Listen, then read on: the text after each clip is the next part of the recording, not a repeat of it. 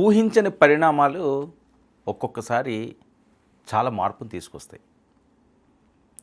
అసలు ఇలా ఉంటుందా, ఇలా జరుగుతుందా అనే పరిస్థితి, ఆలోచన కూడా చాలామందికి రాదు. కానీ ఆల్ ఆఫ్ సడన్ ఒక్కసారిగా ఏదో తెలియని ఒక అంశం వెలుగులోకి వస్తుంది. వైఎస్ఆర్సీపీ ప్రభుత్వ హయాంలో 2019 నుంచి 24 వరకు జరిగిన సంఘటనలు అన్నీ కాదు. సరే, జగన్మోహన్ రెడ్డి గారిని అద్భుతమైన విజయాన్ని అందించారు. ఆ రకంగా ఆయన పాలన సాగించాడు. సో ఆ టైంలో ముఖ్యంగా జనసేన పవన్ కళ్యాణ్ గారిని అతి దారుణంగా, అతి చులకనగా ఆయన మాట్లాడిన మాటలు, ఆయన ఇబ్బంది పెట్టిన సంఘటనలు, ఇవన్నీ కూడా నివురు కప్పిన నిప్పులా రగులుతున్న పరిస్థితి.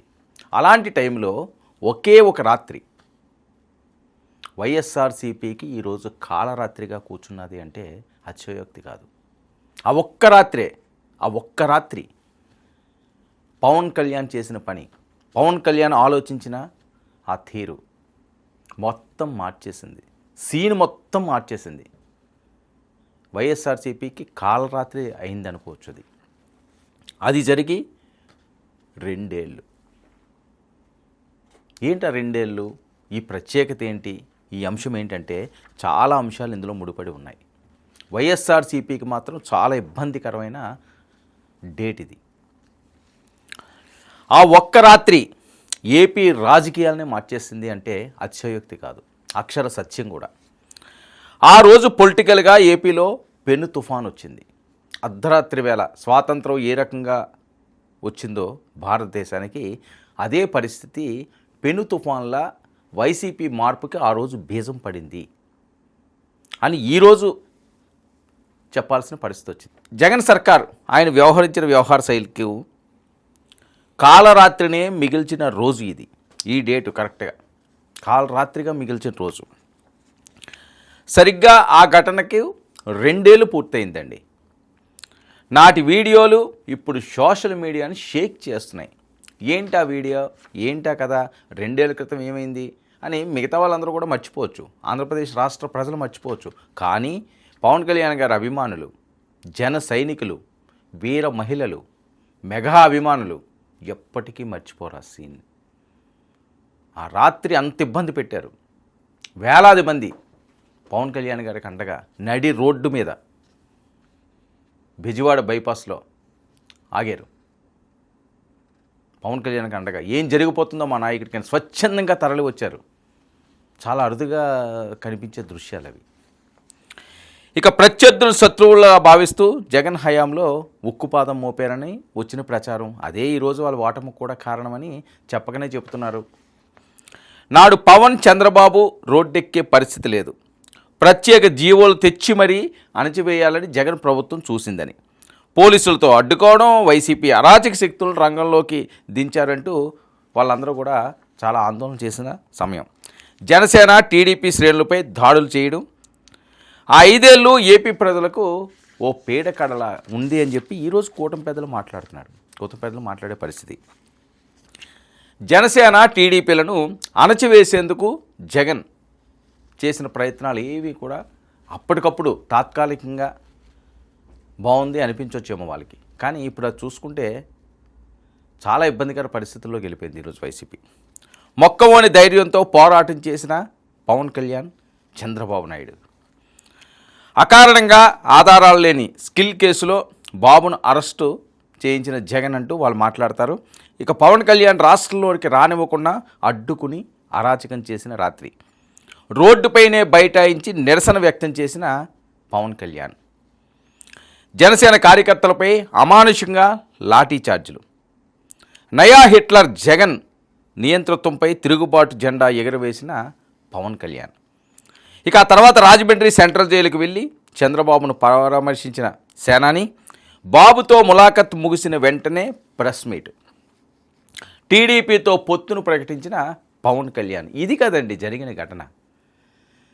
చంద్రబాబు నాయుడు గారు అరెస్ట్ కాకపోయినా పవన్ కళ్యాణ్ గారిని అనవసరంగా, అవసరం లేకుండా ఇబ్బంది పెట్టకుండా, ఆయన్ని నడి రోడ్డు మీద ఆపకపోయినా నోవోటెల్లో నిర్బంధించకపోయినా, పవన్ కళ్యాణ్ పదే పదే సీఎం స్థాయి వ్యక్తి కూడా మాట్లాడకపోయినా ఈ పొత్తు పొడిచి ఉండదేమో చాలామంది మాట్లాడేది.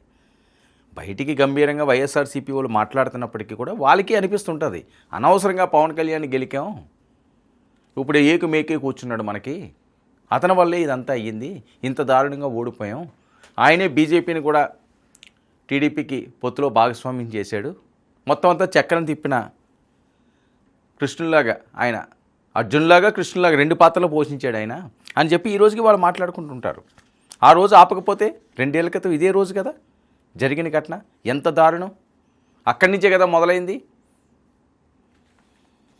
ఇక పవన్ ప్రకటనతో ఒక్క క్షణంలోనే మారిపోయిన ఏపీ రాజకీయం. ఉమ్మడి శత్రువు వైసీపీపై పోరుబాట మొదలుపెట్టిన టీడీపీ, జనసేన. బీజేపీని కూడా కూటమిలోకి తీసుకొచ్చిన జనసేనాని 2024 సార్వత్రిక ఎన్నికల్లో వైసీపీని పాతాళానికి తొక్కిన కూటమి. అదం పాతాళానికి తొక్కుతాను జగన్ అని చెప్పి ఏదైతే మీసం మేలేశాడో, ఏదైతే పవన్ కళ్యాణ్ తొడగొట్టారో తూచా తప్పకుండా ఆ శబదాన్ని శబాష్ అనిపించుకునేలాగా చేసుకున్న పవన్ కళ్యాణ్. ఇక 2024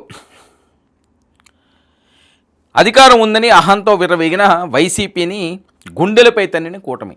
కోలుకోలేని దెబ్బిది. 175 సీట్లు, 30 ఏళ్ళు జగన్ సీఎం కలను చిదిమేసిన కూటమి. తనంతట మొనగాడు లేడని ఆకాశంలో విహరిస్తున్న జగన్కు సరైన బుద్ధి చెప్పిన కూటమి. రాజకీయ నాయకుడు ఎలా ఉండకూడదో జగన్ సరైన ఉదాహరణ అంటూ ఈరోజు వాళ్ళు మాట్లాడే పరిస్థితి. ఏ రకంగా నువ్వు ప్రతిపక్ష హోదా అడుగుతావు, అసలు నీకు ఆ ఛాన్స్ ఉందా, ప్రజలే నీకు ఇవ్వలేదు ప్రతిపక్షమని అని చెప్పి మాట్లాడుతున్నాడు. జనాలు ప్రతిపక్ష హోదా ఇవ్వలేదు, మేము ఎలాగిస్తాం, ఇచ్చే పరిస్థితే లేదు, రా నీకు దమ్ముంటే అసెంబ్లీకి అని పిలుస్తున్నాడు. సో అధికారంలో ఉన్నప్పుడు ఎవరు ప్రతిపక్షాన్ని అణగతొక్కాలన్నా, ఇబ్బంది పెట్టాలన్నా, అకారణంగా కేసులు పెట్టాలన్నా, ఇలాంటివి ఏవి చేసినా సరే ప్రజలు చూస్తూ ఊరుకోరు. తమకి సరైన సమయం వచ్చినప్పుడు స్ట్రాంగ్గా బుద్ధి చెప్తారు అనడానికి ప్రత్యక్ష నిదర్శనం వైసీపీ ఇంత దారుణమైన ఓటమి. పవన్ కళ్యాణ్ గారిని పెట్టిన ఇబ్బందులు అయితే అన్నీ కాదు. ఆయన హైదరాబాద్ నుంచి విజయవాడ వెళ్ళడానికి రోడ్డు మార్గంలో ఆపడం ఏంటి, బోరున వర్షం, జనాలు ఎలా తరలి వచ్చారు అంటే ఈ నా పేరుని జస్ట్ ఒక బ్రేకింగ్ న్యూస్ చూసి ఆ చుట్టుపక్కల ప్రాంతాల వాళ్ళన్నీ కూడా ఎలర్ట్ అయిపోయారండి. అంటే ఏ రాజకీయ నాయకుడికి కానీ, ఏ హీరోకి కానీ ఇలాంటి పరిస్థితి చాలా అరుదుగా వస్తుంటుంది. అంత ఫ్యాన్ ఫాలోయింగ్. చిరంజీవి గారు కూడా ఆ రకంగా ఉండేది, ఆయన ఆ రకంగా వెళ్ళరు కదా, ఆయన దూకుడుగా వెళ్ళే మనస్తత్వం కాదు కాబట్టి ఇలాంటి సీన్లు లేవు. పవన్ కళ్యాణ్ గారి సీన్లు అన్నీ కాదు, ప్రతి సీను కూడా ఒక సూపర్ హిట్టే. ఆయన అలా రక్తి కట్టించాడు. ఆయన ఆ రోజు ఆయన ఆపకపోతే, ఇబ్బంది పెట్టకపోతే ఆ రోజు జైల్లోకి వెళ్ళి ఆయన ములాఖత్ చేసి మాట్లాడొద్దురు, వెంటనే పొత్తు ప్రకటించేశారు. అది ఆ ఫ్రేమ్ ఏదైతే ఉందో, ఆ రోజు ఏదైతే ఉందో, ఆ సీన్ ఏదైతే ఉన్నదో ఎప్పటికీ వైఎస్ఆర్సీపీకి, ముఖ్యంగా జగన్మోహన్ రెడ్డి గారికి ఒక పీడకల లాంటిదే. అది వెంటాడుతూనే ఉంటుంది కాలరాత్రి. ఆ రోజు 2 ఏళ్ళు పూర్తి దానికి. ఇంకా అలాంటి పాలన మళ్ళీ రాకూడదు, అలాంటి అరాచకాలు మళ్ళీ జరగకూడదు అని చెప్పి వీళ్ళు భావిస్తున్నారు. కానీ ఇదే కూటమిలో ఏదైతే గతంలో జగన్మోహన్ రెడ్డి గారు అవలంబించిన చర్యలు ఉన్నాయో, ఆయన తీసుకున్న నిర్ణయాలు ఉన్నాయో, అలాంటివి దరిదాపులకు కూడా రాకుండా ఉంటేనే కూటమి సేఫ్. లేకపోతే ప్రజలు మళ్ళీ ఖచ్చితంగా ఆల్టర్నేటివ్ చూసుకుంటారు. మనం గెలిచేము కదా, ఇదంతా కూడా మనదే, మన సామ్రాజ్యమే, మనెవ్వడూ ఏం పీకలేదని ఏ రాజకీయ నాయకుడు తలకెక్కించుకోకూడదు. పదవిని ఎప్పుడు కూడా తలకెక్కించుకోకూడదు, పవర్ని ఎప్పుడు కూడా తలకెక్కించుకోకూడదు. ఎక్కించుకుంటే ఏదో రోజు ఆ తల పొగరన్నది తగ్గించడానికి ఇంకొకరు ఎవరో ఉంటారు.